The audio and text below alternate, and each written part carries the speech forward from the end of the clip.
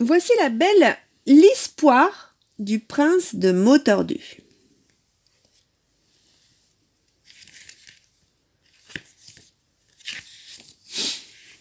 À n'en pas douter, le prince de Mautordu menait la belle vie. Il habitait un chapeau magnifique au-dessus duquel, le dimanche, flottaient des crapauds bleu, blanc, rouge qu'on pouvait voir de loin. C'était des chapeaux, maman.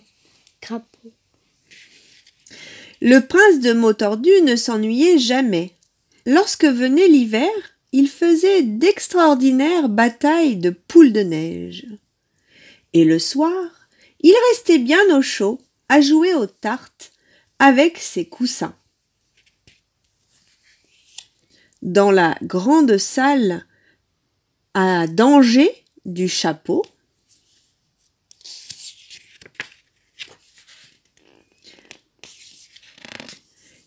le prince vivait à la campagne.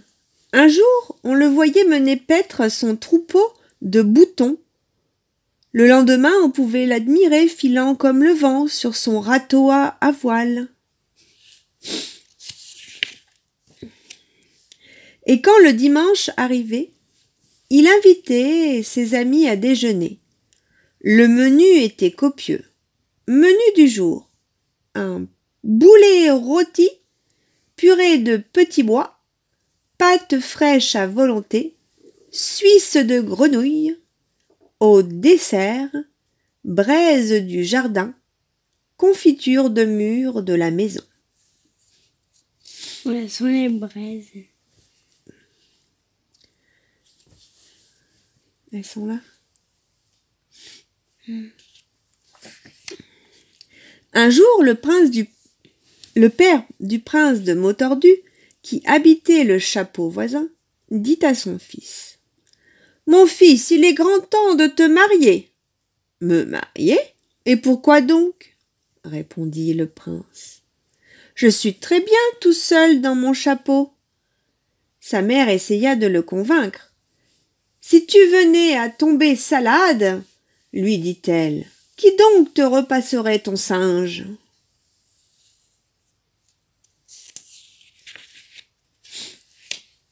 Sans compter qu'une épouse pourrait te raconter de belles histoires avant de t'endormir. Le prince se montra sensible à ces arguments et prit la ferme résolution de se marier bientôt. Il ferma donc son chapeau à clé, rentrant son troupeau de boutons dans l'étable, puis monta dans sa toiture de course pour se mettre en quête d'une fiancée. Hélas, en cours de route, un pneu de sa voiture creva. « Quelle tuile !» ronchonna le prince. « Heureusement que j'ai pensé à emporter ma boue de secours. » Au même moment, il aperçut une jeune flamme qui avait l'air de cueillir des braises de bois.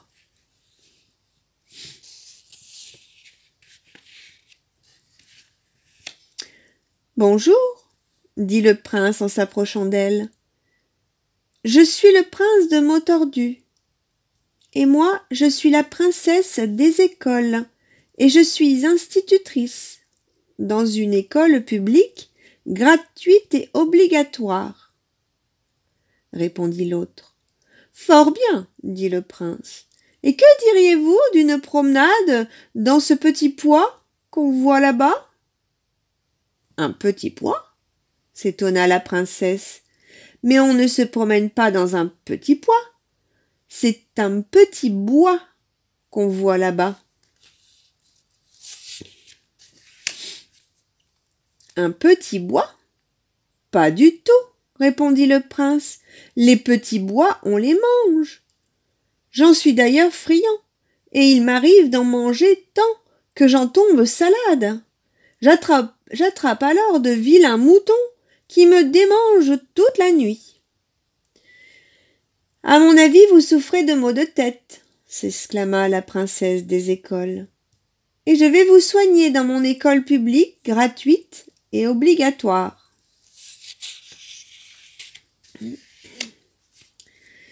Il n'y avait pas beaucoup d'élèves dans l'école de la princesse, et on n'eut aucun mal à trouver une table libre pour le prince de Mots-Tordus, le nouveau de la classe.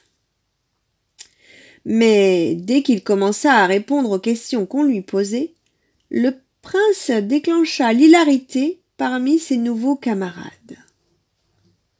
Il n'avait jamais entendu quelqu'un parler ainsi.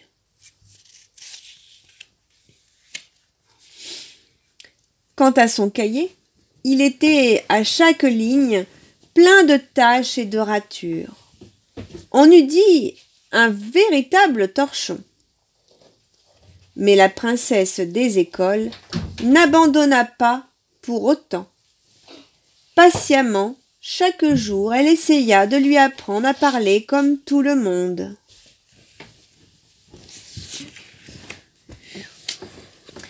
On ne dit pas j'habite un papillon, mais j'habite un pavillon.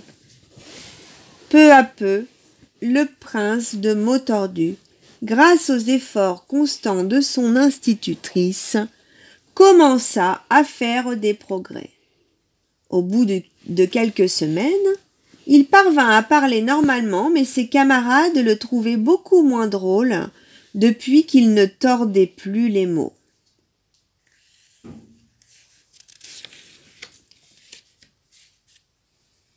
À la fin de l'année, cependant, il obtient le prix de camaraderie, car, comme il était riche, il achetait chaque jour des kilos de bonbons qu'il distribuait sans compter.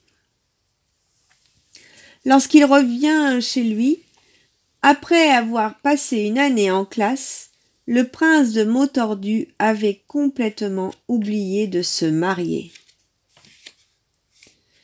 Mais quelques jours plus tard, il reçut une lettre qui lui rafraîchit la mémoire. « Cher Mots-Tordus, à présent que vous ne souffrez plus de maux de tête, j'aimerais savoir si vous aimeriez bien vous marier avec moi. Princesse des écoles. PS, vous avez oublié de me rendre votre livre de géographie. Merci. » Il s'empressa d'y répondre le jour même. « J'ai fini de lire le livre. Il est très bien et j'accepte de me marier avec vous et avec joie. Amitié. Stop. Mots-Tordus. » Et c'est ainsi que le prince de Mots-Tordus épousa la princesse des écoles. Le mariage eut lieu à l'école même et tous les enfants furent invités. Un soir, la princesse dit à son mari « Je voudrais des enfants. »« Combien ?» demanda le prince qui était en train de passer l'aspirateur. « Beaucoup, » répondit la princesse. « Plein de petits glaçons et de petites billes. » Le prince la regarda avec étonnement, puis il éclata de rire. « Décidément, dit-il, vous êtes vraiment la femme qu'il me fallait, madame de Mots-Tordus. Soit, nous aurons des enfants et en attendant qu'ils soient là, commençons dès maintenant à leur tricoter des bulles et des josettes pour l'hiver. »